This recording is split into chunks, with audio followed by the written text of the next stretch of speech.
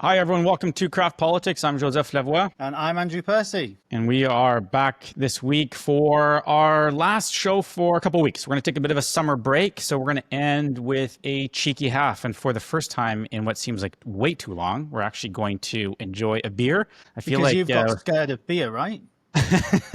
Is this it? You've Mostly become scared of beer. if we're going to call ourselves Craft Politics, we should probably drink beer on the show occasionally. We had a good habit of it. We fell out of it, and it's time for us to fix that. I'm going to be cracking open Happy Place from Neighborhood Brewing in the Okanagan. What do you have over there? Well, because I'm known for being very open-minded and tolerant. Yeah, open-minded, I think, Andrew Percy.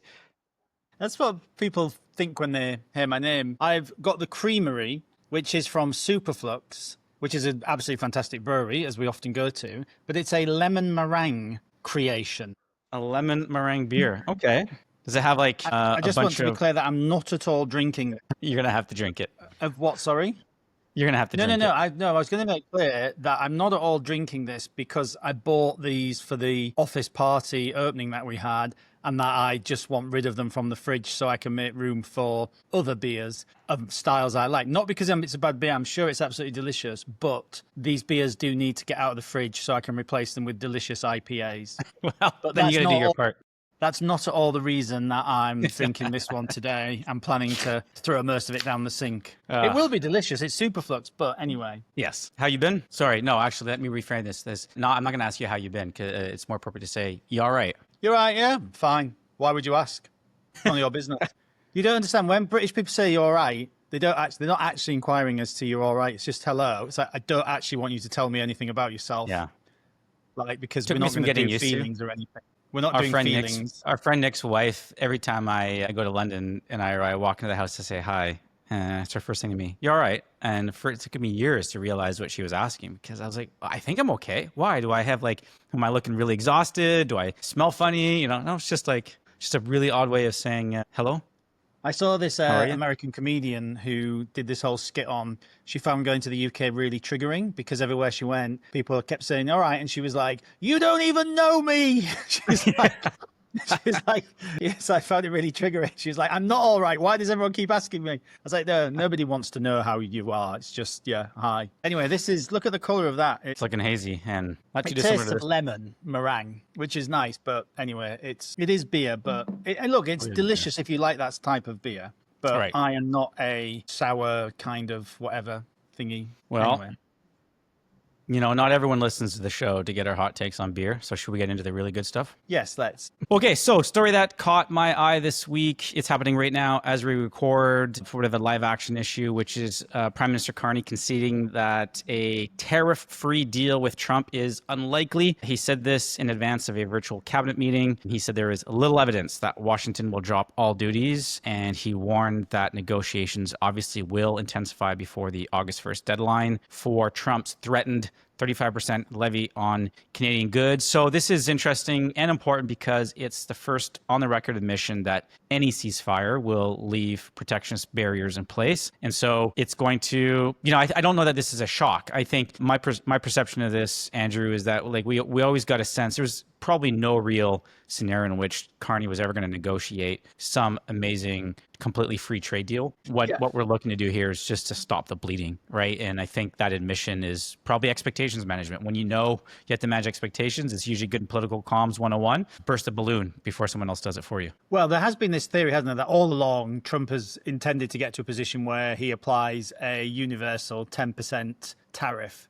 That was one of the theories at the beginning, because even the deal that's been done between the US and the UK, which is one of only two he's actually done, that is a 10% tariff on most of. There's quotas within that which come in tariff-free, so particularly on motor vehicles. And something in reverse, I think, on US beef. So, when we talk about this deal, some of these things had 0 tariffs before the deal. Now they have 10, but it went up to 25, 50, whatever it was. And the other interesting of this will be, and I haven't seen this myself, but whether or not this is external to the USMCA deal. So if the things that are within USMCA are still respected, then it's much less of an impact, of course. But yeah, I think this is where I suspect most people would have thought this would have ended, which is there's going to be, because he loves tariffs, right? But as you will have seen, there is some evidence that the tariffs are starting to bite on US consumers as well. So I think this is high risk for Trump, but actually for Carney, well, maybe we'll get into this in a moment, but like, you know, it's what is he having to give up to get this? Right.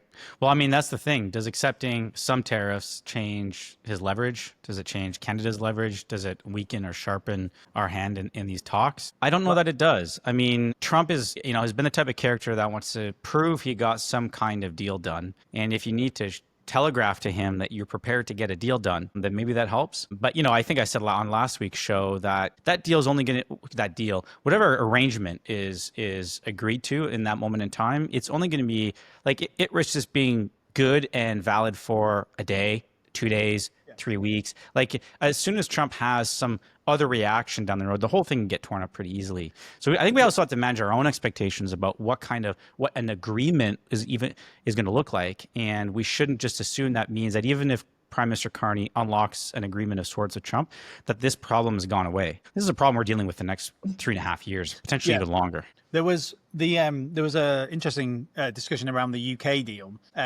which still hasn't resolved whether steel is going to be come under that, or it's going to be a separate UK deal on steel. But there was a story of, I think, the aviation industry or some of the US travel industry were petitioning Trump about the UK deal because I can't remember whether it was air passenger duty or VAT, or maybe it was tourism taxes. Some cities are introducing these tourism. And they were saying, oh, well, that's a breach of the deal. Now, I don't think it is, but if they go to Trump and they get into the administration, he can just decide that, oh, well, yeah, now you're breaching it. And this is the problem we're dealing with this administration, right? Is you can do the deal, but then on something which isn't within the deal, he can just decide, no, you're now being abusive, so I'm going to cancel the deal. It is it's a child. I mean, the letter he wrote, the letter that Trump sent to Carney was just, it was like it was I don't know, listeners or viewers saw that, but like last week or something, setting out this further threat it was like it was written by a child. Like, I mean, you know, there's a way to conduct negotiations and be forceful and tough in negotiations. People like Mrs. Thatcher were tough in negotiations, but you can still sound like adult-like in doing it. So yeah, this is like it almost read like some staffer went on ChatGPT, fed ChatGPT a couple samples of Donald Trump's recent speeches and comms, and said, "I need to draft a letter that communicates the following." Boom, boom, boom, boom, and put it out. It was very formulaic. It was very predictable. And as you say, just has like no statesman craftsmanship around this. There was no statecraft in it, no finesse.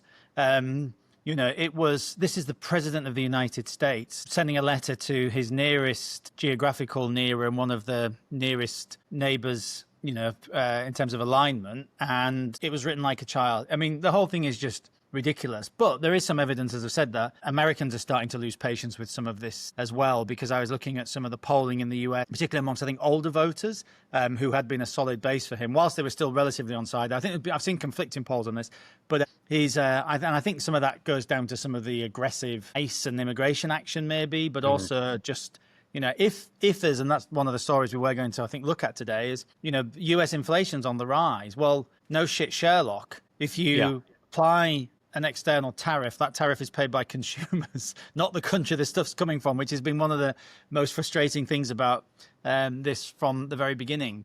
Well, let's skip to that story just since we're on it, and we should get our listeners just also caught up. though, I think before we do that though, it is interesting in context for Carney to just say though that all of the talking tough, as we said very early on, if you remember, Joseph, so it's always nice to be right, is that the only way this is resolved, one, Canada has to resolve it with the US. All this talk about doing trade deals with the rest of the world, yes, that's all great, but there is nothing can replace the economic relationship with the United States, and certainly not overnight.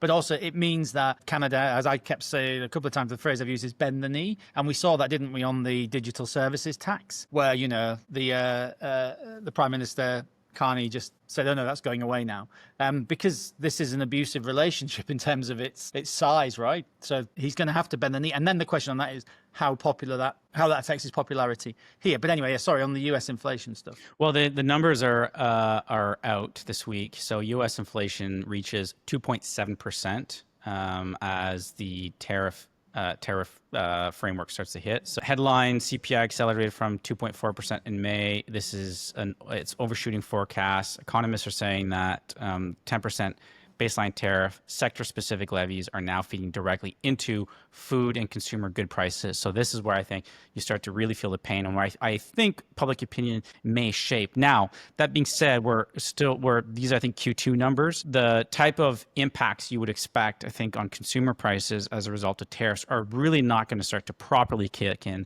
until Q3, potentially Q4.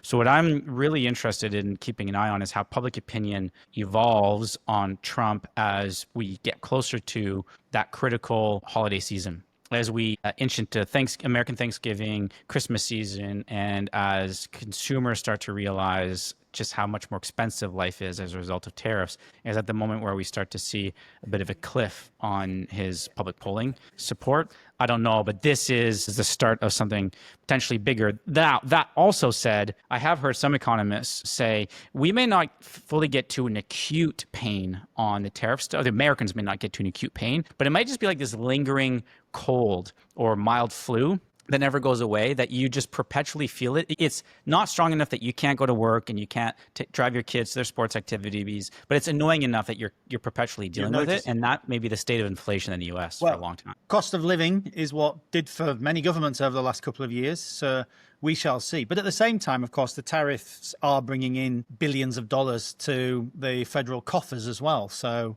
who knows where it'll land politically overall, but generally. But I find it funny that this same week that we have these numbers, the White House is calling for interest rate cuts. Yes. So yeah, you're increasing the cost of living on one hand, and now asking a different arm of the government to ease adjust the pressure accordingly. On the family budget. Ease the pressure. Well, maybe if you weren't so ridiculous on the tariff stuff, your people wouldn't be dealing with this.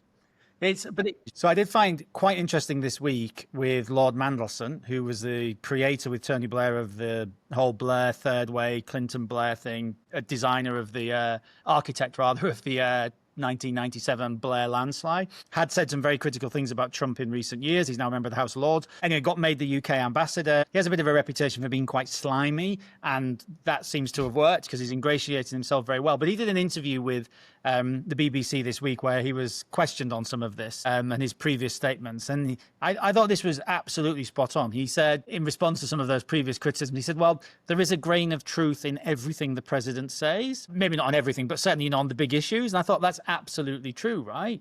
There is a grain of truth. The abusive trading relationships that we've allowed the West to get into with China and with other big countries who are undermining us deliberately so is different to the trading deficits that were in the 80s, as we've talked about before, which were largely with allies. A lot of the stuff on defense we've talked about before, on border security, there is a grain of truth in everything. And I thought that was just a really interesting way of describing it, which is, why, you have the people who just, everything Donald Trump says and does is just beyond the pale. And then you have the true believers. And it's kind of like, it's very frustrating because he has highlighted some big issues that the rest of, the political establishment has just chosen to ignore. So there's a grain of truth in a lot of this stuff. However, it just, the unpredictability of it, and I actually give him, again, just to prove the unpredictability, look at his statements on Ukraine all of a sudden from, almost like a 180, isn't it? 24 to 72 hours. Yeah, we're going to provide them with Patriots. Putin's got 50 days. And, he's a bad man and he's like, saying all these things and then he's not following through. And all of a sudden now it's like, yeah, we are supplying Ukraine. We've done a great deal because NATO are paying. Little does he realize the US is actually a contributor to NATO. So that still means the US is paying. But anyway, all this stuff. And then you're like, oh, okay. So all of a sudden we've done a flip again. And then I saw an interview today where he said, but he's still not done with Putin either. He's still like, so I just thought this whole thing is just a craziness.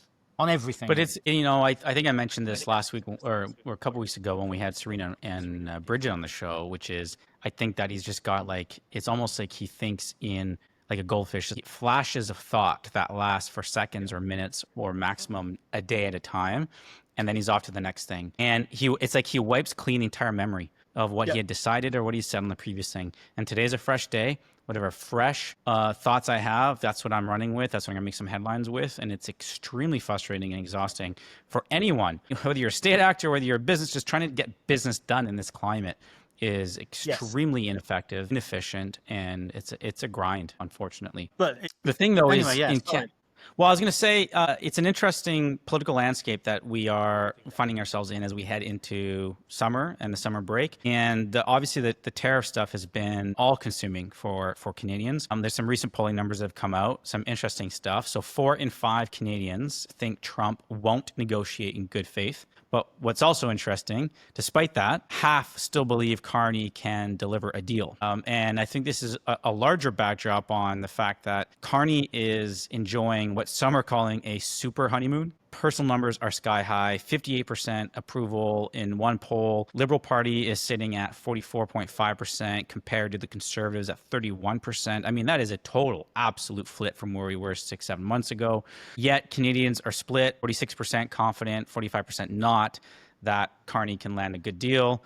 And as I said, 84% say Trump won't bargain in good faith. You know, we talked about this briefly a couple of months ago. How long does the honeymoon period last? I think Canadians are being absolutely sober about what this prime minister can realistically pull off. And so I think even if he's under-delivers even mildly against expectations, I think expectations are incrementally lower than they were when he's elected. So I think it's quite possible for Carney to hold on to these approval ratings and to be in this super honeymoon period well into the fall, potentially even into the winter period. What do you think? Yeah, it's interesting because although I read an article the other day which was saying, Carney should take note of Starmer and where the current Labour government in the UK a year in finds itself in the opinion polls, languishing, bumping around the mid-20s, often lower, second, often third in the polls. I don't think you can read over too much from that because Carney did at least get 40% of the vote, whereas Labour, when they won their landslide majority in the UK, got about 34%.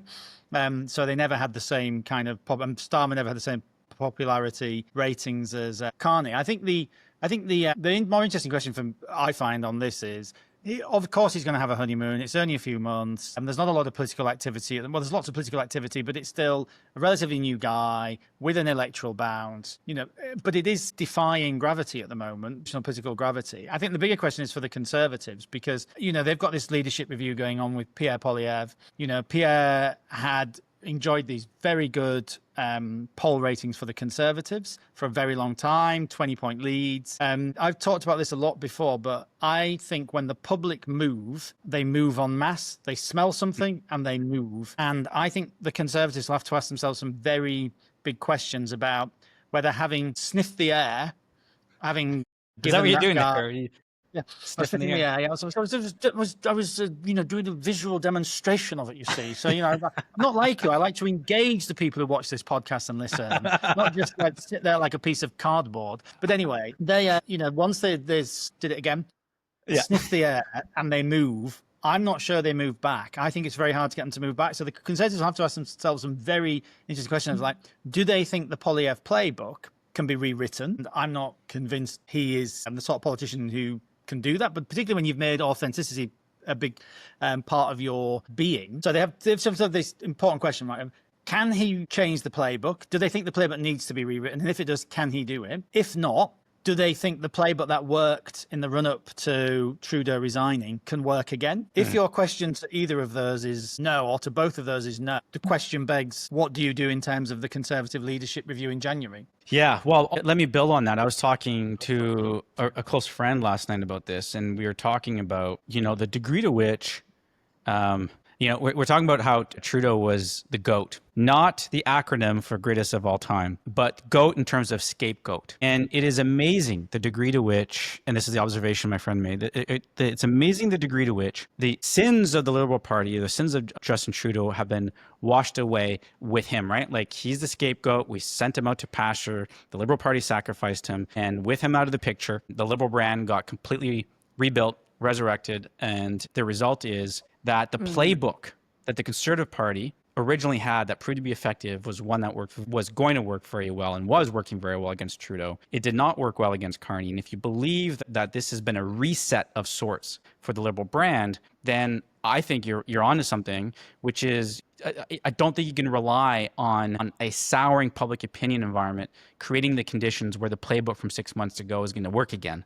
I don't know that that's a Yes. guarantee anymore. Yeah. And I think there's hope for the Conservative Party in that, yes, that's all true, what you've just said, but it's very much pinned to Carney. If you look at the underlying polling around people's perception of the Liberal brand, it tracks much lower than Carney. So it's very much personified in him at the moment. So the Liberal brand hasn't quite recovered in the same way, recovered though it has. So that offers hope. The question is, as you say, like, are you going to go, is that same playbook that worked going to work just because the Liberal brand or Carney's brand has soured?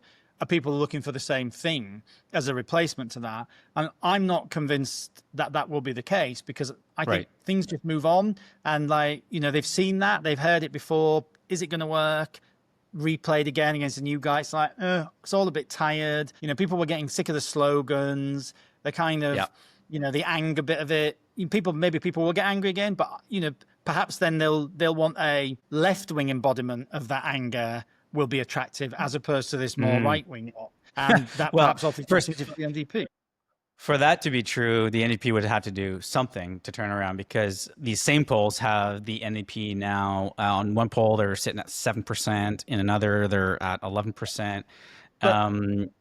They're leaderless. They're leaderless at the moment. The government hasn't started to falter in the minds of the public. But when they do, and voters are looking for somewhere else to go, it is not impossible that, if they become angry again, they could see the left-wing answer to that anger as more attractive than the Conservative thing. So I just think the Conservatives need to ask themselves some very searching questions about, is the playbook, as I say, is the playbook going to work again? And if not, is the current leadership of the party able to play a different tune, use a different playbook? And those are questions that Conservatives will have to ask themselves. And they should ask themselves very carefully those questions. Yeah.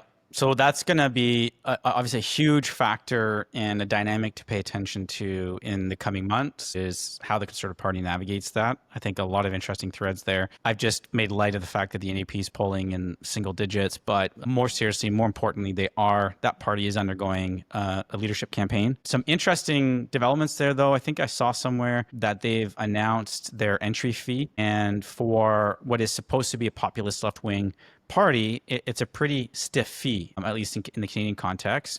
$100,000 to enter the race. That is 3 times more than it was in 2017. And it's interesting because the high entry rate is presumably to force only serious candidates, quote unquote serious candidates, to come forward and present themselves. If I was leading that party, and it's not for me to give free advice to the NDP, and who knows what value my advice to the NDP would carry, it's probably nothing. But wouldn't now be the time to try and get creative and create some kind of populist grassroots energy around your party? And wouldn't you then want maybe to start with a larger pool of candidates up front to generate that interest? I know it can get sloppy and it can get like distracting, but I don't know.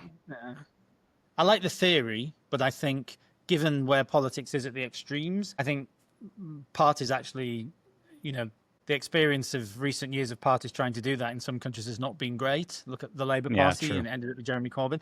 So maybe you want to maybe you want to stop the party being taken over by complete left-wing loons or complete right-wing loons on the other side, right? Maybe that's why. Maybe you want the.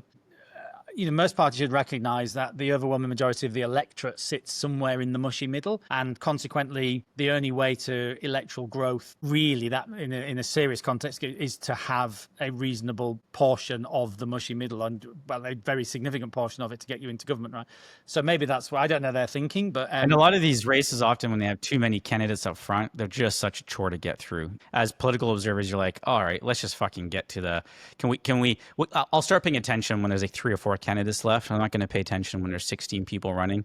I'm now arguing against myself from my earlier point, but yeah, it probably makes sense just to actually have serious people come through, give them more time, more air, more attention, more share of voice to present themselves, and hopefully create some energy for the party, I suppose. But Talking of left-wing whack jobs and loons starting a party, UK politics now. So for context, people don't know, Labour government has said terrible, terrible polling figures. They've had massive rebellions in Parliament, despite this majority of 100 and whatever seats. They threw out a few MPs some time ago for voting against the whip. One of those is a very hard left-wing MP who I always found an extremely dislikable individual when I was a member of Parliament, so I shall not even utter their name. But that particular individual has everything that's wrong about politics, in my view, just that ranty student type politics of just, no real solution, just rant and anger. Anyway, so frustrating. Anyway, has now announced that they're, along with Jeremy Corbyn, the, deposed Labour leader and thrown out of the Labour Party, but still an MP, starting a new left-wing party, which is quite an interesting challenge. So the poor old Labour Party, who have now got this huge problem with a big chunk of their traditional working class base being attracted to Nigel Farage's Reform Party, may face this challenge from the left as well. Quite a lot of the Labour MPs I'm still mates with, when we were texting about this, were like, good riddance. Thank goodness we don't have to text some of these people back. But also another one or two of them did say to me that actually it's really probably not great news, because that whole in the tent pissing out rather than outside pissing in, this is problematic if they can take 5-10% in key Labour seats where they're already under risk from reform. But anyway, I just thought that was interesting.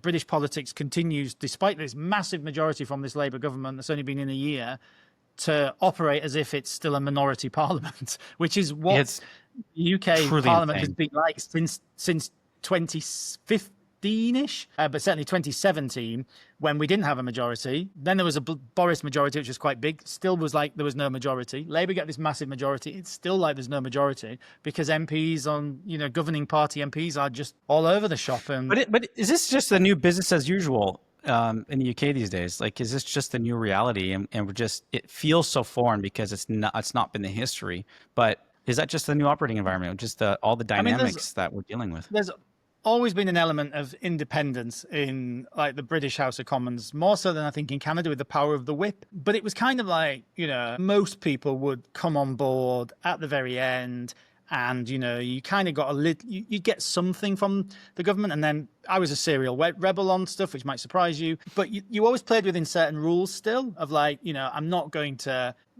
put the future of the government at risk and all the rest of it, if that's, because that would be the worst thing for me, would be like we collapse the government and then we end up with the other side. But increasingly MPs just seem to be, even when they're given something, like, well, this is not enough, and actually now I'm on to the next thing. It's very interesting to see this. But anyway, UK politics as we go into the summer continues to be absolutely fascinating, with appalling poll ratings for the incumbent government. They're in a complete mess on tax. They had to do this big, Sam Coates talked to us about when we had him on, this big welfare reform package, which I actually thought was quite sensible, lots of it, not all of it, but costing billions to reverse those announced changes. So now they're getting into this whole thing of, because they promised they wouldn't raise income tax, VAT, national insurance on working people, or whatever that is, there's now this really unhealthy discussion going on about a wealth tax, which, given that they'd already got rid of this non-dom status thing, which caused lots of millionaires to leave the UK, and that's having a really damaging effect on the economy. They've already put up business taxes. There's now this speculation as we go into the summer about what are they going to do to plug this massive gap that they've now created because of this rebellion on the Labour benches on welfare. And the size of that gap. That size of that gap, just for everyone's context, is huge. It's 20 billion pounds. I mean, that's ginormous. So, and all of that is having a chilling effect on business investment. You're seeing in the UK hiring plummeting, like business confidence is being threatened. And all of a sudden now this, we know tax rises are coming, but just either rule it in or rule it out, right? It's this is just, they're in the worst position possible. But UK politics, but it's, as we go into the summer, it is Reform and Nigel Farage who make all the running is with them. They're making the political weather at the moment and continue. They're in the driver's seat, aren't they? Yep, really are. And whether that will last, we shall see. But it is fascinating to watch it. And the Conservatives, which we talked about a lot, maybe we'll do more on this in the autumn, just don't seem to be able to find or claw a space in that place at the moment, because it's still a plague on all your houses. Yeah, it's maybe amazing that's still the British politics, Joseph, and maybe that's what's needed. So, always the sign of a.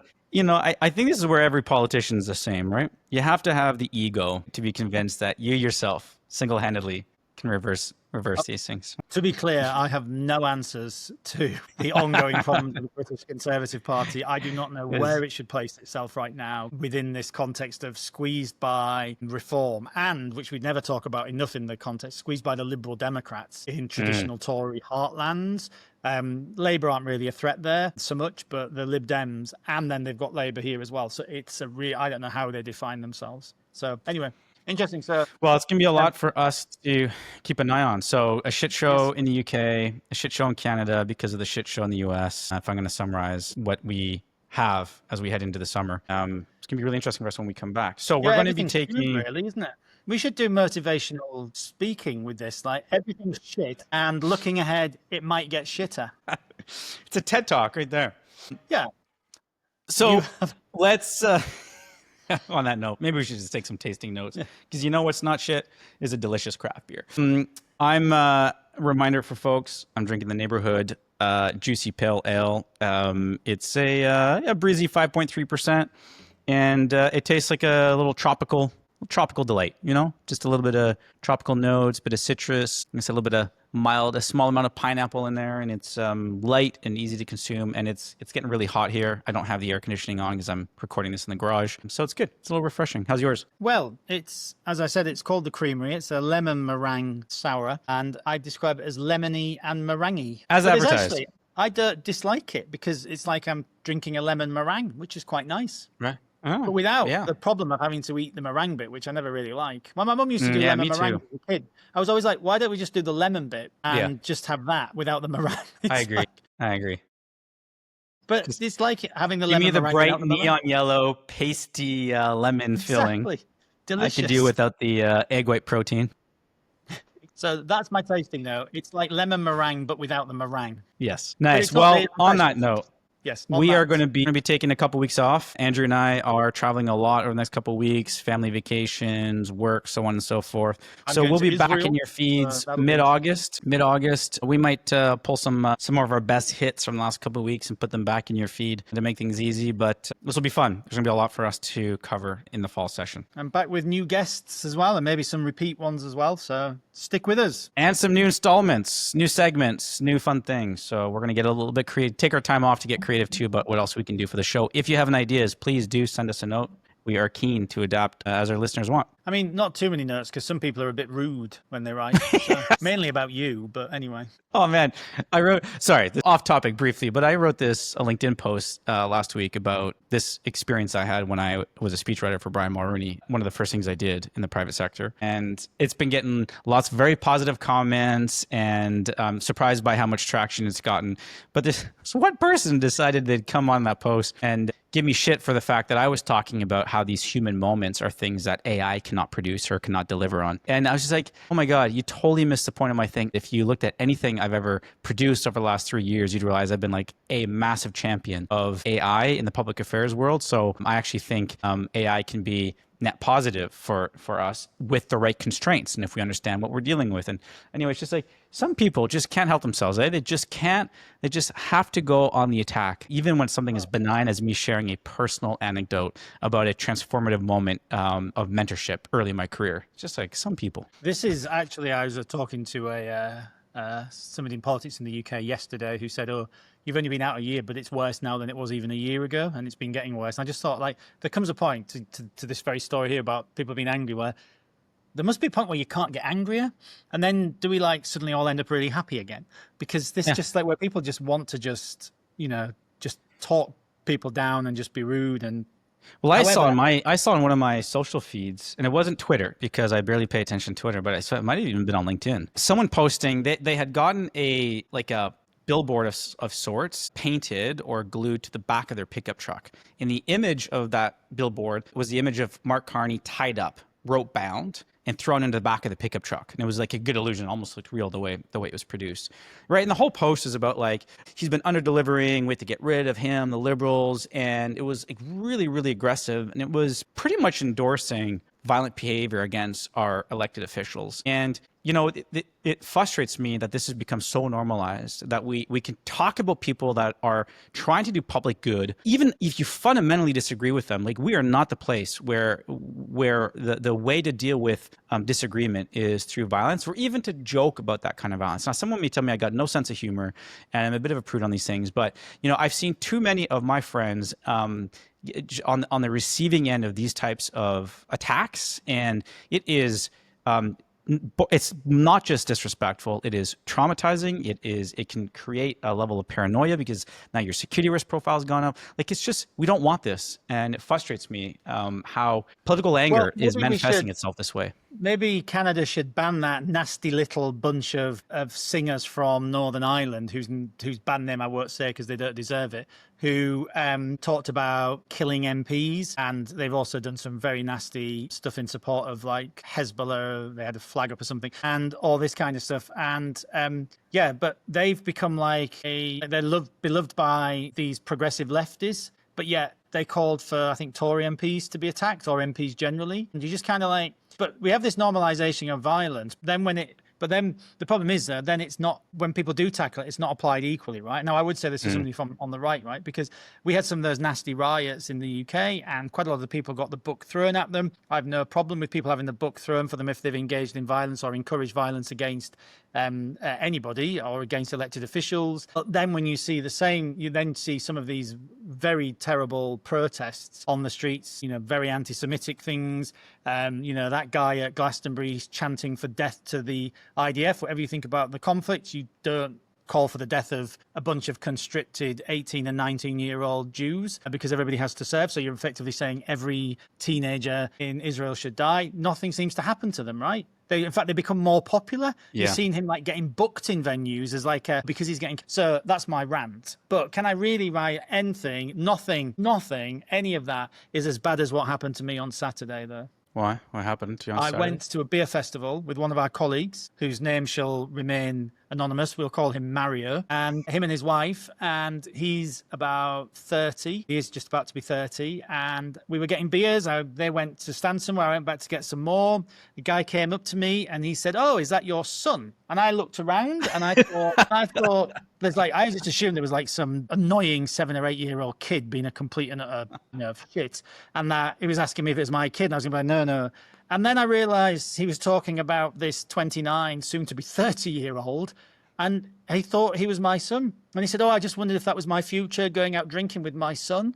And I was like, literally was like, it's the worst thing anyone said to me. Like, even if, like, he's 30. I'm only 35 myself officially. Yeah, nice try. Yeah. But even if I had a different age, which may be like the fact or truth or something, I'd still would have to have been very young to have him, which is not an issue at all. But I was just like utterly appalled by this, that my brain could not compute. So no one's had it as bad as I have. That's an intense level of hurt. He's got like a beard as well. The guy, like, he's like, I'm like, I was like, that there, you think could be my child? I was like, utterly. If this had been the UK, I'd probably have had to have punched him or something, right? I'd started a pub fight. All right. But yeah. Something this else is Canada, so I just had to say, I find that really triggering, and it's really like, excuse me, thank you. Anyway. Well, maybe it's a sign that you just need to get some rest. So that's what we'll do. We'll head into the summer break. Well, we'll come back. I don't look. What are you saying? I look old? Screw you. I'm trying to end the show before I say anything I'm going to come to regret. Well, I'm probably just going to launch my own. Well, I can't launch my own show, can I? Because I can't. You have to figure out how to use technology. Stuff. It was just me doing this. Where's play? Where's the tracking button? Anyway, right, go. All right, everyone. Have a good summer. See you soon. Bye-bye.